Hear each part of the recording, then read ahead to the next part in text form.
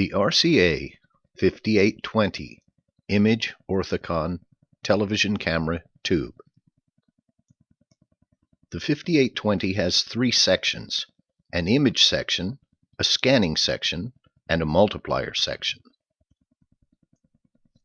The image section contains a semi-transparent photocathode on the inside of the faceplate, a grid to provide an electrostatic accelerating field, and a target which consists of a thin glass disc with a fine mesh screen very closely spaced to it on the photocathode side.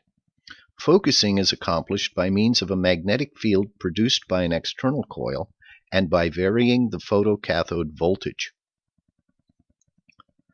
Light from the scene being televised is picked up by an optical lens system and focused on the photocathode, which emits electrons from each illuminated area in proportion to the intensity of the light striking the area.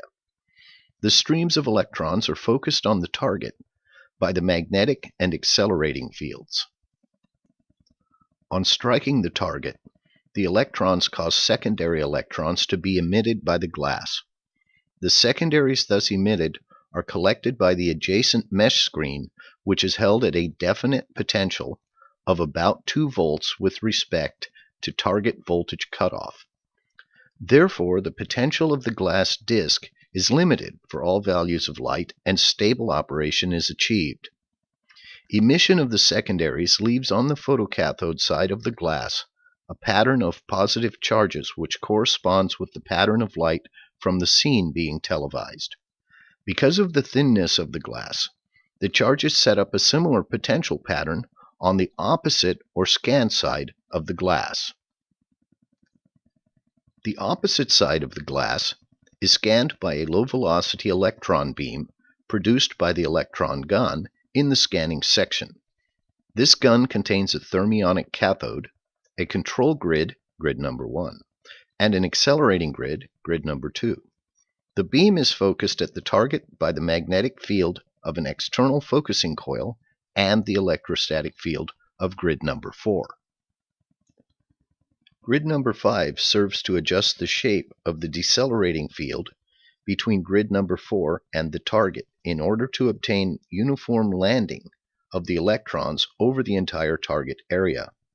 The electrons stop their forward motion at the surface of the glass and are turned back and focused into a 5-stage signal multiplier, except when they approach the positively charged portions of the pattern on the glass.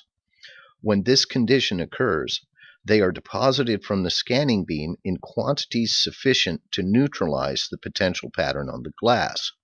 Such deposition leaves the glass with a negative charge on the scan side and a positive charge on the photocathode side. These charges will neutralize each other by conductivity through the glass in less than the time of 1 frame. Alignment of the beam from the gun is accomplished by a transverse magnetic field produced by an external coil located at the gun end of the focusing coil.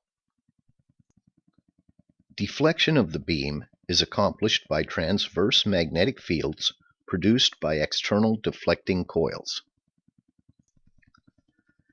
The electrons turned back at the target form the return beam, which has been amplitude modulated by absorption of electrons at the target in accord with the charge pattern whose more positive areas correspond to the highlights of the televised scene. The return beam is directed to the first dynode of a 5-stage electrostatically focused multiplier. This utilizes the phenomenon of secondary emission to amplify signals composed of electron beams. The electrons in the beam impinging on the first dynode's surface produce many other electrons, the number depending on the energy of the impinging electrons. These secondary electrons are then directed to the second dynode and knock out more new electrons. The multiplying process is repeated in each successive stage with an ever-increasing stream of electrons until all those emitted from dynode number 5 are collected by the anode and constitute the current utilized in the output circuit. The multiplier section amplifies the modulated beam about 500 times. The multiplication so obtained maintains a high signal-to-noise ratio and also permits the use of an amplifier with fewer stages. The signal-to-noise ratio of the output signal from the 5820 is high. The gain of the multiplier is such as to raise the output signal sufficiently above the noise level of the video amplifier stages so they can contribute no noise to the final video signal. The signal-to-noise ratio of the video signal, therefore, is determined only by the random variations of the modulated electron beams. The RCA 5820 is probably the most common image orthicon in the world. It is a 3-inch image orthicon. There are dozens of compatible tubes in this size. For the most part, 3-inch image orthicons could be interchanged. Results did vary.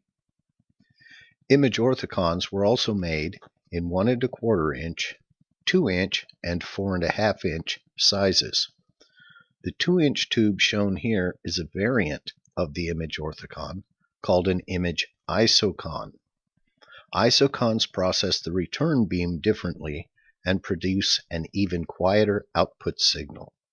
The smallest of the image orthicon family is the RCA 2P22, which is only 1 1/4 inches in diameter and 8 inches long.